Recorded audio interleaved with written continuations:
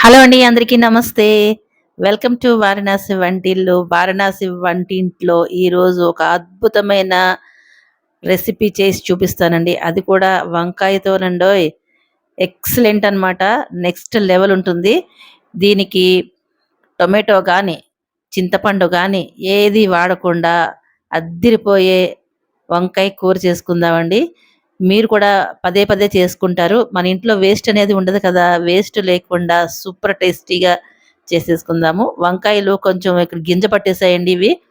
వడిలినట్టున్నాయి. ఆ వంకాయలని శుభ్రంగా ఉప్పు నీటిలో కట్ చేసేసి ఇలాగా బాగా పిసికేస్తే ఆ గింజలన్నీ వచ్చేస్తాయన్నమాట. ఆ ఎక్కువ గింజలుంటే కొంచెం చేదుంటుంది. ఆ చేదు లేకుండా చేసుకోవాలని మన ప్రయత్నం అనమాట. ఆ గింజలు తీసేసాము చూసారా? ఇదిగోండి మొత్తం అన్ని గింజలే ఉన్నాయి దాని నిండాను. ఆ గింజలు ఒక పిసికేస్తే గింజలు చాలా వరకు వచ్చేస్తాయి. ఆ పిడి చేసుకొని పక్కన పెట్టుకోండి. ఇప్పుడు ఒక స్టవ్ వెలిగించుకొని ఒక బాండీలో కొద్దిగా ఆయిల్ వేసుకొని ఇలా పెట్టేసుకోండి. ఇప్పుడు మనం పోపు వేసుకోవాలి. పోపు కోసం అని చెప్పి కొంచెం ఆవాలు వేసుకున్నాము. ఆవాలు ఇట్లాగా చిటపటలాడాలనమాట. ఆవాలు వేయకుండా మిగిలిన పోపు వేస్తే ఆవాలు పంటి కింద పడతాయని ఎప్పుడు చెప్తూ ఉంటాను. ఇది నా స్టైల్ అనమాట. సో, మీరెలా చేసుకుంటారో ఆ విధానంలో చేసేసుకోండి. నేను మాత్రం ఇలాగే ఫస్ట్ ముందుగా ఆవాలు వేయించుకుంటాననమాట.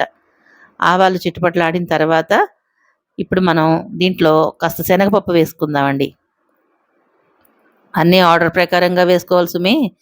అన్నీ ఒకేసారి వేసుకుంటే కొన్ని వేగుతాయి, కొన్ని మాడిపోతాయి. అలా ఉంటుందనమాట. శనగపప్పు కాస్త వేగింది కదండీ! వేగిన తర్వాత ఇప్పుడు మినపప్పు వేసుకోవాలనమాట. పోపు వేయించడంలోనే ఉందండి మన కూర అసలైన రుచి. పోపు చక్కగా వేగితే కూర అద్దిరిపోతుందనమాట. ఇట్లా వేయించేసుకున్నాం కదా! పోపు వేయించుకున్న తర్వాత ఇప్పుడు కొద్దిగా జీలకర్ర కూడా వేసేసుకోండి.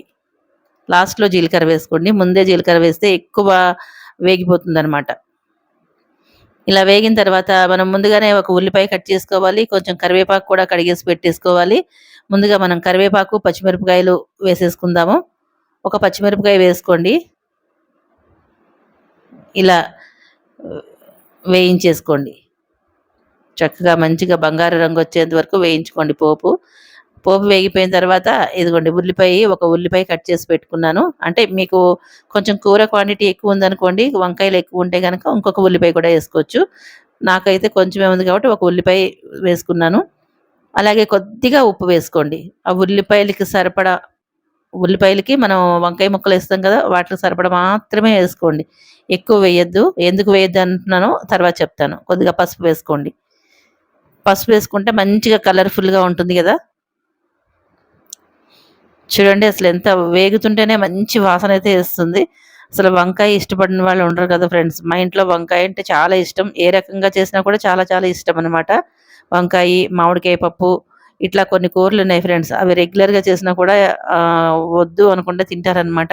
ఇప్పుడు మనం వంకాయ ముక్కలు బాగా పిడిచేసుకున్నాం కదండీ! గింజలు తీసేసుకున్న తర్వాత పిడుచుకొని పెట్టుకున్నాం కదా! ఆ వంకాయ ముక్కలు కూడా ఈ ఉల్లిపాయలు వేగిన దాంట్లో వేసేసుకోండి. ఇలా వేసేసుకొని చక్కగా ఒకసారి ఇలా కలిపేసేసుకోండి. మంచిగా కలిసేంత వరకు ఇలా కలిపేసుకోవాలనమాట.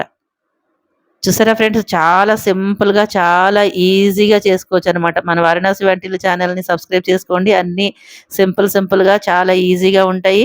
వేస్ట్ అనేది లేకుండా మనం చేసుకునే విధానంలోనే ఉంటుంది. ఇప్పుడొకసారి మళ్ళీ మనం మూత తీసి చూసుకుందాము. ఎందుకంటే మాటిమాటికి చూసుకోకపోతే మాడిపోతుంది కదా! ఎంత నాన్ స్టిక్ అయినా కూడా అలా పెట్టేసి వదిలేస్తే కాసేపటికి మాడిపోతుందనమాట.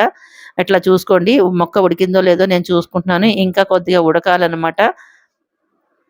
ఇలా ఒకసారి కలిపేసేసుకొని మూత పెట్టుకుందాం. నేనైతే ఆయిల్ ఎంతేసానో చూసారు కదా మీరు. అదే ఆయిల్ తోటి ఉడికించుకుంటున్నాననమాట. అందరూ ఉడకలేదని కొంచెం ఆయిలేస్తారు. నేనైతే స్పెషల్ గాబట్టి కాస్త నీళ్లు పోసాననమాట. నీళ్లు పోసి ఉడికించుకుందాం అని చెప్పి కాస్త నీళ్లు పోసుకున్నాను. మీరు మీ ఇష్టం మీరు ఆయిల్ కావాలంటే ఆయిలేసుకోండి. నేను ఆయిల్ ఎందుకేయలేదనేది ముందు ముందు చూస్తే మీకే అర్థమైపోతుంది.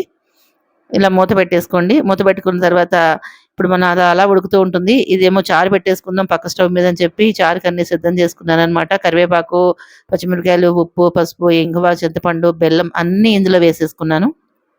చూసారా ఒక దాంట్లో గిన్నెలో వేసేసుకున్నాను. దీనికి సరిపడా నీళ్లు పోసుకోవాలనమాట. ఒక చెంబుడు నీళ్లు సరిపోలేదు. ఇంకా కాస్త నీళ్లు కూడా పోసుకున్నాను నేను.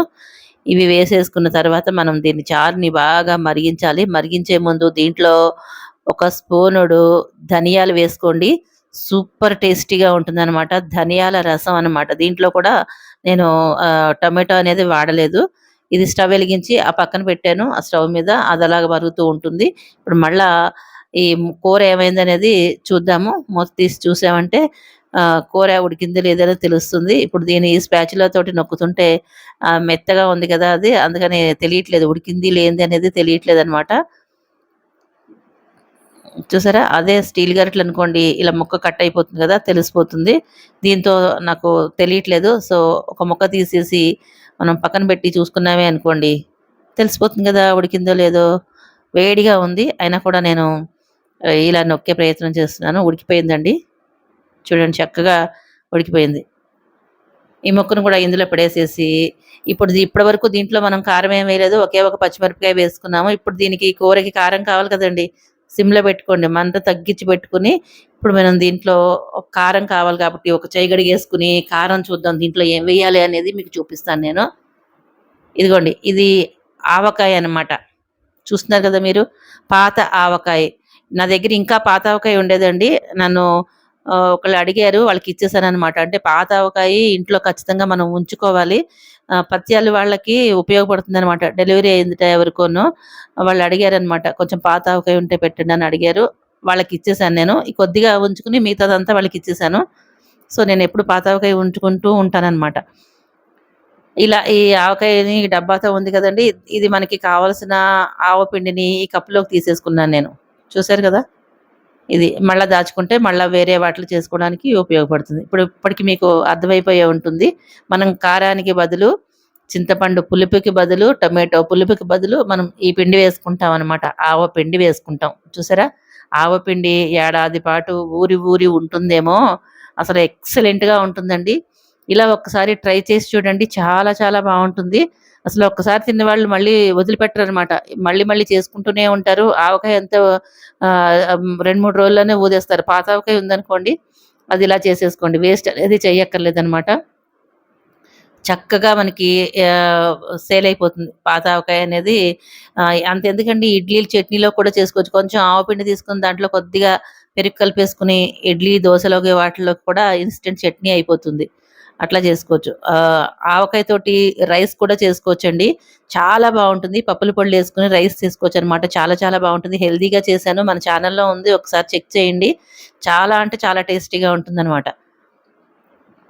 అలా ఇప్పుడు మీకు కావాల్సినంత ఆవపిండిని కారానికి సరిపడా చూసుకొని వేసేసుకోండి. మీకింకా కలర్‌ఫుల్‌గా కావాలంటే కొంచెం పొడి కారం కూడా వేసుకోవచ్చు. నాకదేం అవసరం లేదు కాబట్టి నాకీ పులుపు ఇది ఇలాగే ఉండాలి కాబట్టి అలా వేసుకున్నాను. మీరు నమ్మరు ఎక్సలెంట్ ఉందండి. కూరైతే అద్భుతంగా ఉంది. చాలా చాలా టేస్టీగా ఉందనమాట. నేనొకసారి అంటే రుచి చూసుకున్నాను. నాకు ఉప్పు, కారాలు సరిపోయాయో లేదో అని చూసుకుంటున్నాననమాట.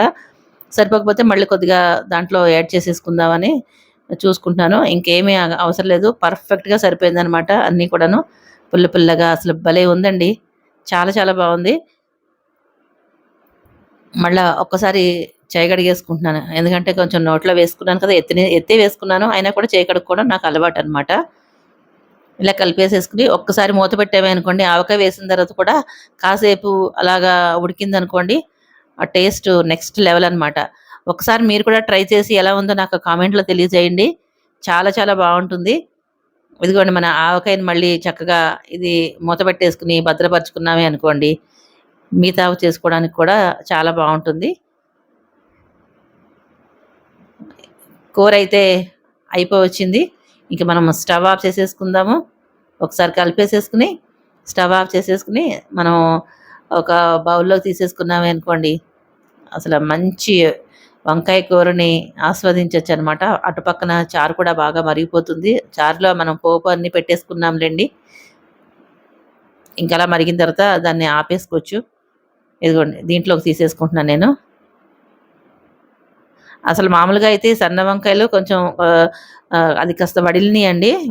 తెచ్చిన వెంటనే చేయడానికి నాకు అవ్వట్లేదనమాట. అంటే చాలా కూరలుంటాయి కదా! బీరకాయలు, బెండకాయలు, దొండకాయలు ఏది ముందు చేయాలి అనేది తెలీదనమాట. అందుకని అంటే ఏది చేసినా కూడా ఒకటి ఎలాగో తప్పకుండా పాడైపోతూ ఉంటుంది.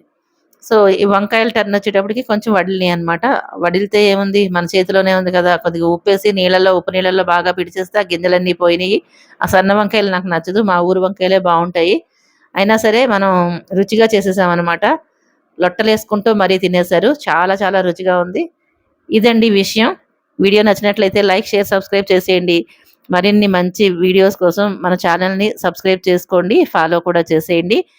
అలాగే హైప్ ఇవ్వడం మర్చిపోకండి ఫ్రెండ్స్. ఇంతే ఈ వీడియో ఇక్కడితోటి ఎండ్ చేసేస్తున్నాను. ఎలా ఉందో మీరు కూడా చేసుకొని నాకు కామెంట్‌లో తెలియచేసే ప్రయత్నం అయితే చేయండి. ఇంకా ఈ ఆవకాయ తోటి ఏమేం చేయొచ్చు అనేది తెలిస్తే కామెంట్‌లో పెట్టండి. ఉంటాను. బాయ్.